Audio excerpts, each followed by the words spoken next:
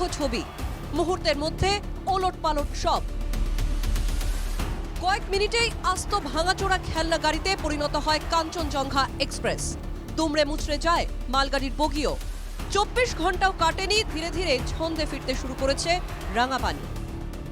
ইতিমধ্যে রেলের কাজ প্রায় শেষ বলাই যায়, কারণ যন্ত্র মেশিন দিয়ে কিন্তু ইতিমধ্যে কাজ সম্পূর্ণ করে যন্ত্র মেশিন কিন্তু চলে গেছে। যারা ঠিকাকর্মী রয়েছে তারাও প্রায় কাজ শেষ করে ফেলেছে। শুধু পড়ে রয়েছে গতকালের যে ভগ্ন রেলের বগি, সেই বগি কিন্তু এখন পড়ে রয়েছে, বগি ডাব্বা এই সমস্ত পড়ে রয়েছে সাধারণ মানুষের জিনিসপত্র থেকে শুরু করে নানান ধরনের জিনিসপত্র পড়ে রয়েছে। লাইনে কোনো ক্ষত রয়েছে কিনা তা লাইন পরীক্ষা করেও দেখেন রেল কর্মীরা। 2 লাইনেই চলল কাজ, ট্রায়াল রানও। তারপরেই দুর্ঘটনাগ্রস্ত লাইন দিয়ে চলল কামাখ্যা গান্ধীধাম এক্সপ্রেস। এরই মধ্যে মালগাড়ির সহচালক মুন্নু কুমার প্রাণে বেঁচে ফিরেছেন। জ্ঞান ফিরতেই প্রথম খোঁজ করেছেন ড্রাইভার সাহেবের। ड्राइवर साहब के बारे में अभी कुछ पता नहीं चल पा रहा है, समझे।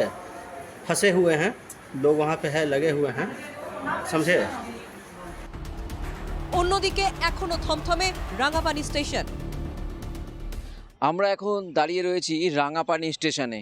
এই রাঙাপানি স্টেশন থেকেই কাঞ্চনজঙ্ঘা গতকাল ছেড়ে গিয়ে নিজ বাড়ির দিকে যায়, এবং সেই নিজ বাড়ির দিকে যাওয়ার পরেই তার কিন্তু স্পিড ছিল অনেকটাই ধীর। তবে পেছন থেকে কিভাবে সেই মালগাড়ি এসে ধাক্কা মারে, এটাই কিন্তু তদন্তের বিষয়। আতঙ্ক এখনো কাটেনি। প্রাণ হাতে নিয়ে বাড়ি ফিরেছেন বলছেন যাত্রীরাই। রেলের গাফিলতি নিয়েও একের পর এক উঠছে প্রশ্ন। অংশমান চক্রবর্তী, পরিতোষ রায় এবং দেবব্রত সরকারের রিপোর্ট, NKTV বাংলা।